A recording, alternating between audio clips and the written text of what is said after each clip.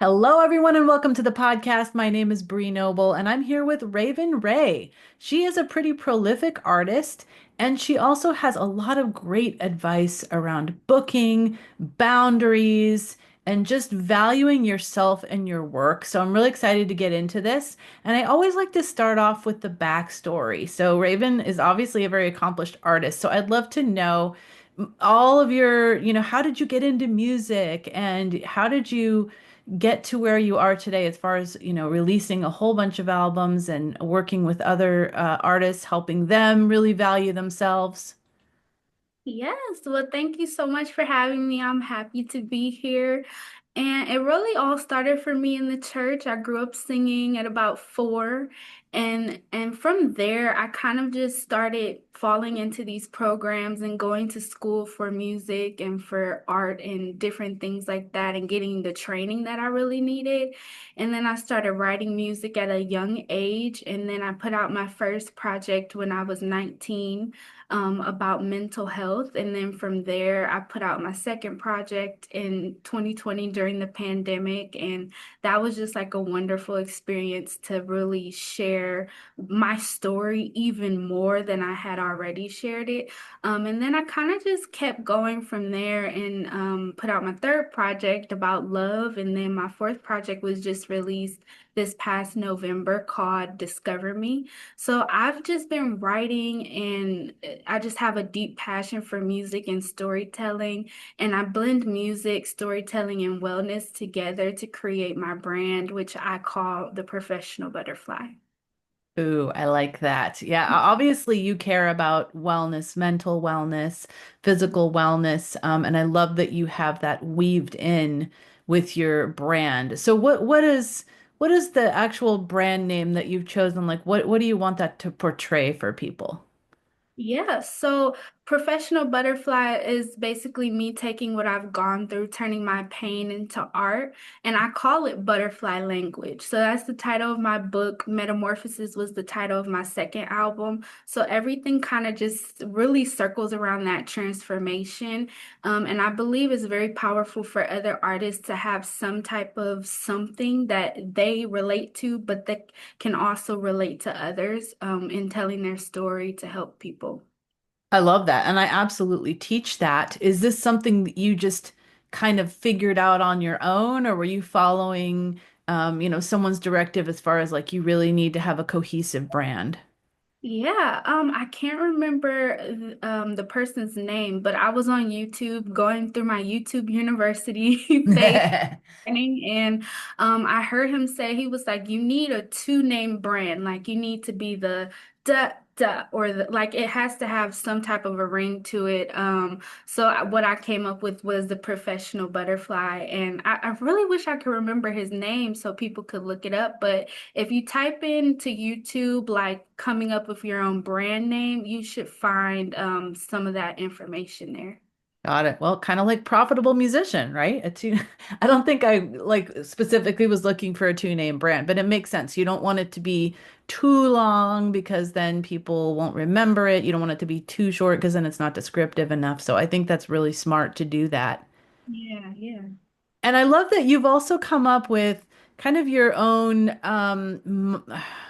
like mnemonic as far as the word fame, right? Because and you're younger and I remember when I was younger, I wanted fame. I thought I knew what I wanted. As I got older, I knew that I didn't want what I thought I wanted earlier on. And I think you're already smart enough to know that. And using this word fame, but in the way that you use it, I love it. So what does fame to you stand for? So fame is focus, aspire, mentally prepare, and then execute. And it's this powerful framework I came up with in my book, Butterfly Language.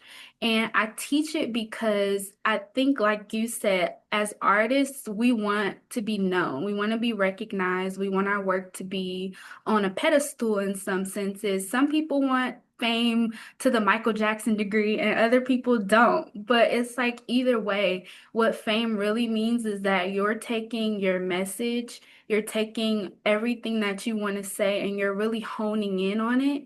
And not only that, but you're also focusing on where you want your career to go. There's so many different avenues. Like everybody doesn't want to be a mainstream artist. Everybody doesn't even want to be an indie artist. Some people want to do sync. Some people just want to be behind the scenes. Some people want to produce. So it's kind of just like whatever your avenue is, you need to focus on that avenue. And it's not to say you can't dabble in multiple different things, but when you have too many targets and you have like three arrows and you're trying to hit 10 different targets, you're gonna lose your arrows trying to hit 10 versus maybe just focusing on two things and bouncing back and forth with those arrows. So you just want to be focused on what you're trying to do. And that's really the point of the FAME framework is focus.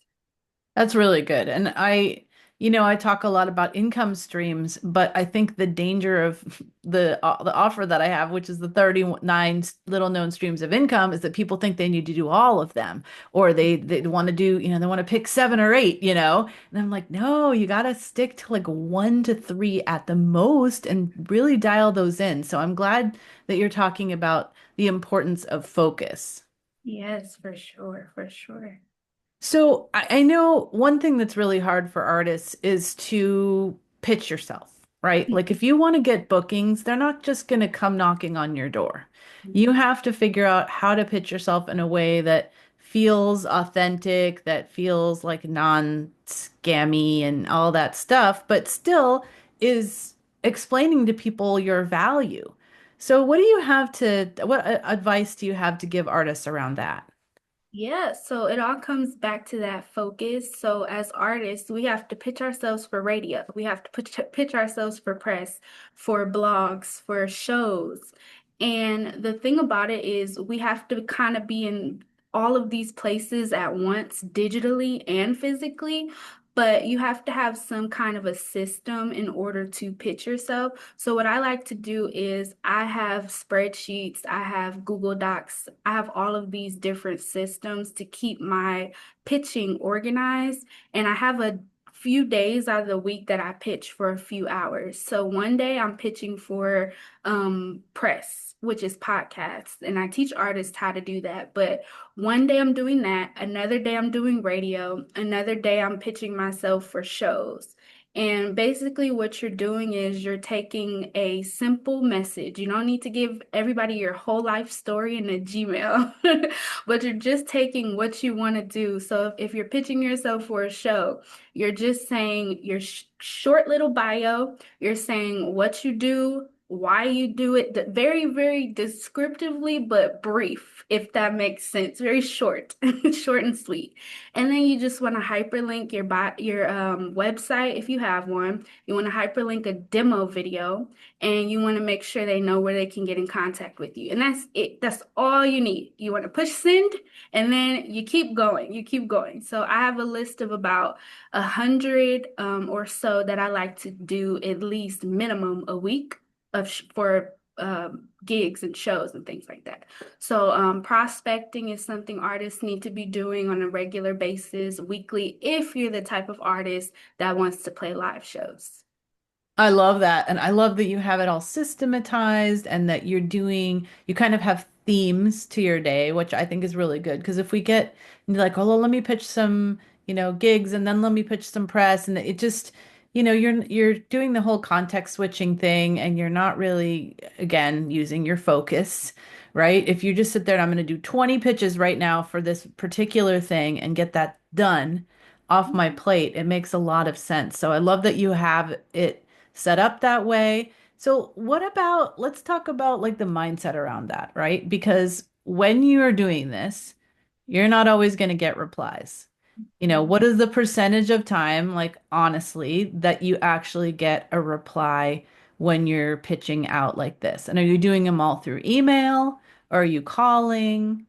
Yeah. And, do you feel frustrated when you're like, I sent 30 pitches and I got one response? So I do everything through email. There are multiple ways you can pitch. If you want to call, you can call, but I recommend through email because that's the quickest way to get a response. But I've sent thousands of emails in a week. For this year particularly, I'll say I've sent 1,000 emails per week because I was really trying to get my summer gigs together. But I've sent 1,000 emails, and out of those 1,000, I maybe got I would say 20 replies. Out of those 20 replies, I maybe got five bookings. Okay, So so it takes a lot of stick-to-itiveness for sure. I love hearing you say this because I think other artists would think, oh, it's just me that's, not getting responses. no, but volume is so important. So there are not programs, there are softwares out there that you can pitch in high volume. They'll do the prospecting for you. There are lists that you can buy that have email addresses for these venues that are like under $20, where all of the contact information is already in there. And all you have to do is copy paste it into your Gmail and then send the message. These higher volume softwares allow you to import your whole file as a CSV so you can send mass emails. So you're not doing one-to-one, just sending. That can be very tedious. But the volume really is like you might send 10,000 emails in a month if you really want to get those shows booked. And you're not going to do 10,000 shows, but it's giving you a higher percentage to get an answer back. Right. And I agree with the volume. I guess my question is when you're using something with that much mass sending, right? Are you able to personalize the emails enough? Because I know for me with podcasting, I get so many pitches and so many are totally off the mark. Obviously, yours was not because here you are.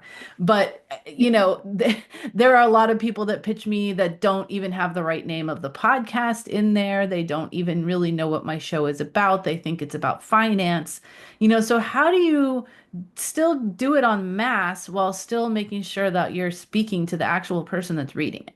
Yeah, so the secret to it is you do still have to prospect and you do still have to funnel the correct people you're trying to reach. Like don't if you were pitching for podcasts.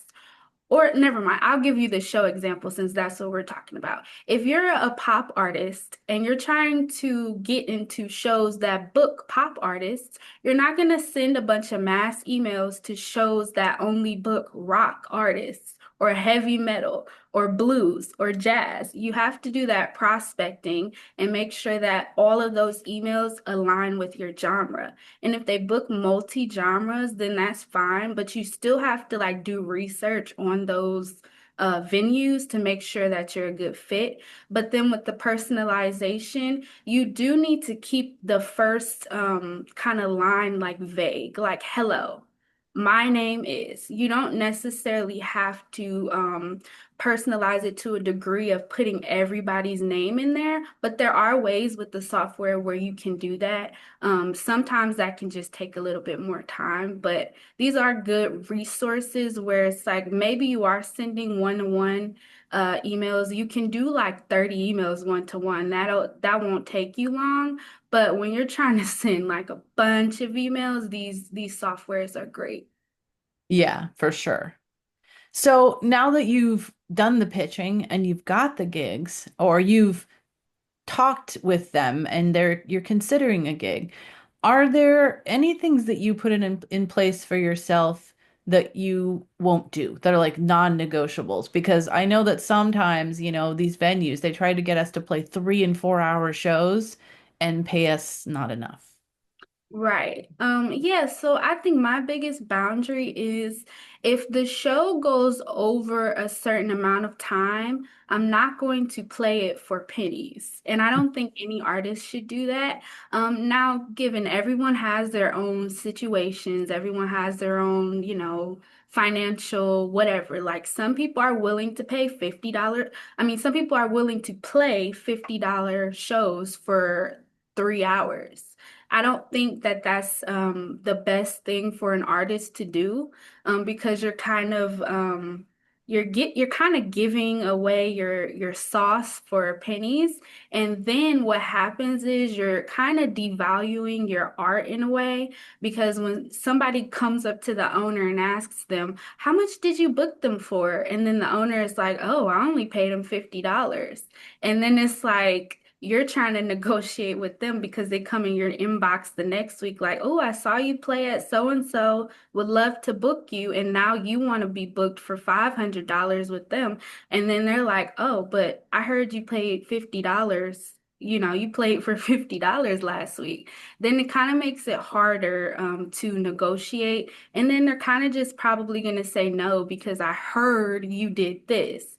And it's kind of like you want to build a reputation for yourself. If you have high value art, you believe in what you do, it's okay to negotiate what you deserve. And that's totally fine, especially in this space.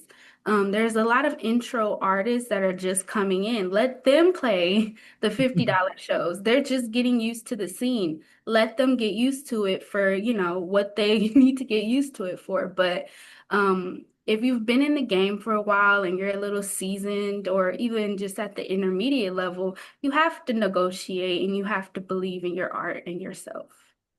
Yeah, no, really, really good advice. And it's true. I mean, there is such a thing as having to pay your dues, but at some point you're beyond that. And Right. definitely, like you said, let those other artists take those gigs.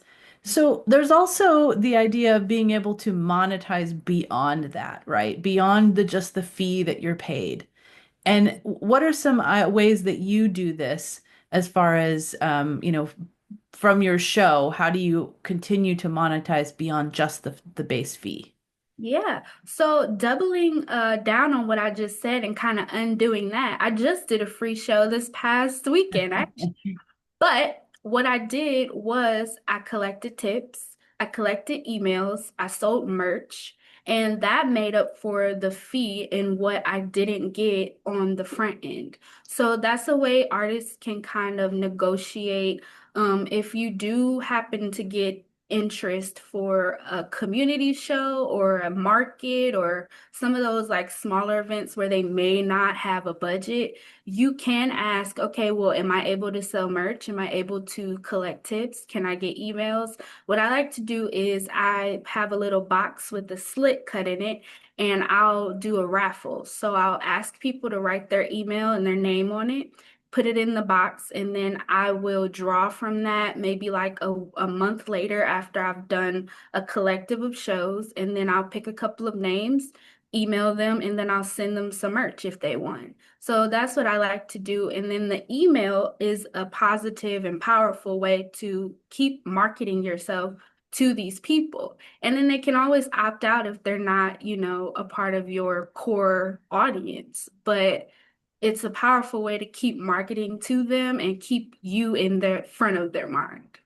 I love that you're doing the giveaways. I did that all the time. Mostly I did it at events where there was a lot of people already, and it was like a closed event, like say it was a luncheon or something like that. So I could give it away immediately to the people and collect, 100, 100 slips, right? Which is really cool. But I like your idea of doing that over time because I think some people don't do it because they think, oh, well, I'm only going to have 5 people show up, sign up at this show and 4 people at this show. And so that's a really good way of saying, look, I'll keep in touch with you and I will announce the winners, the monthly winners at the end of the month on my email list. So make sure you stay subscribed, right? Right? Yep. I like that.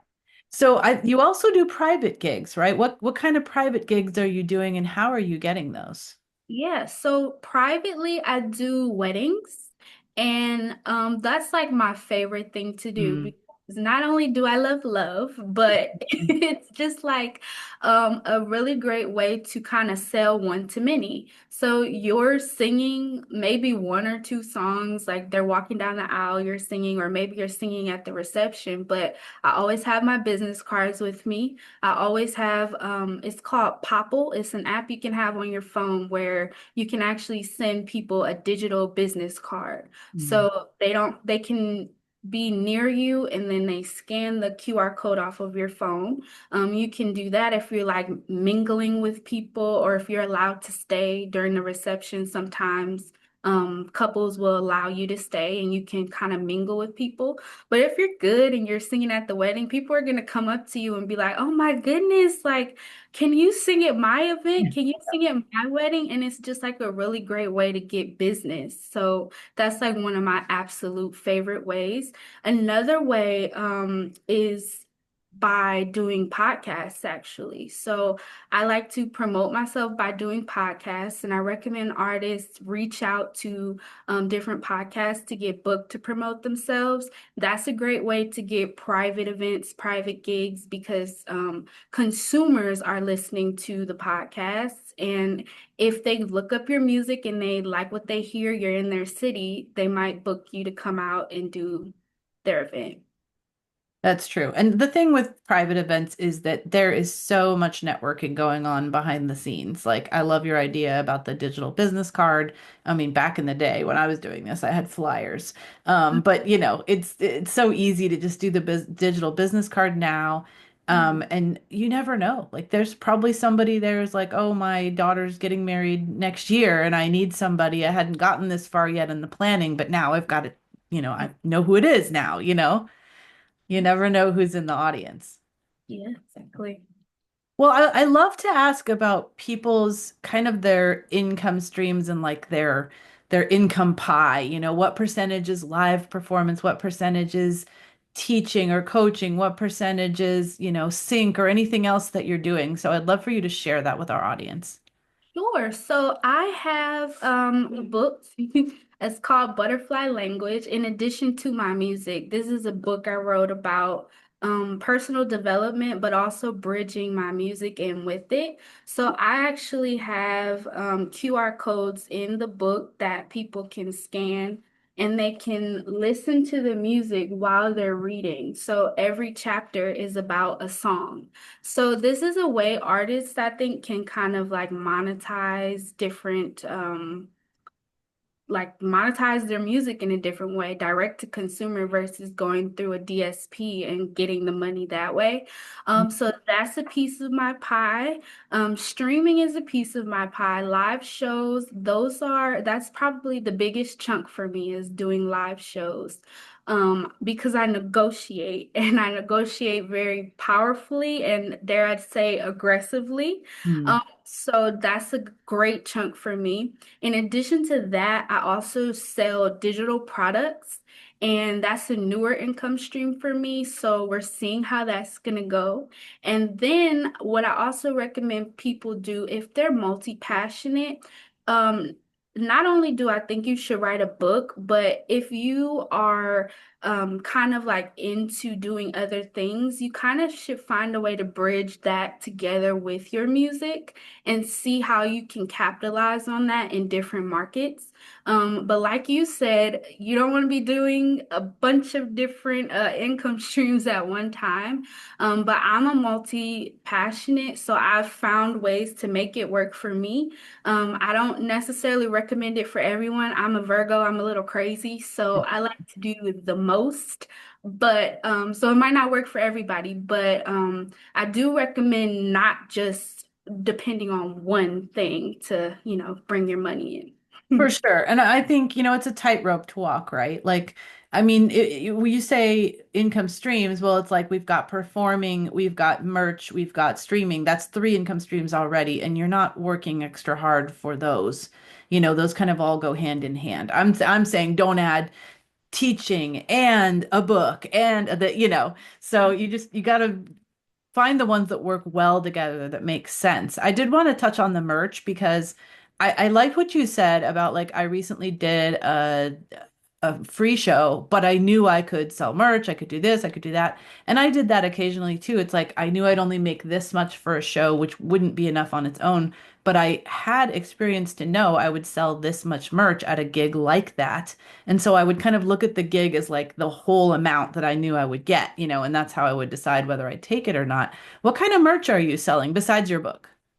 So, like I said, I'm a multi-passionate. So, I also have a natural vegan manufacturing company. So, we do natural vegan products, so body care, skincare, hair care. So, my favorite thing to sell as merch is musical candles. So, So I hand pour them myself, and then I have a QR code on the lid where they can scan it and listen to my music. And they can listen while they burn. So back to like the book thing, you listen while you read, you listen while you burn.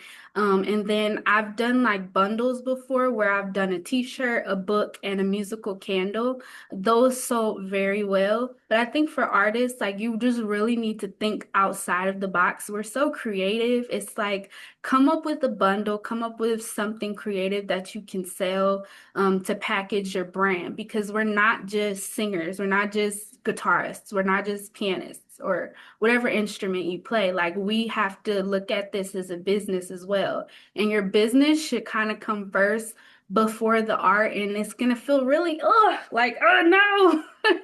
No, I've been there before, definitely, but it really benefits you to think of yourself as a business first and an artist second, because if you're not making money, you might as well call yourself a hobbyist, and that's okay.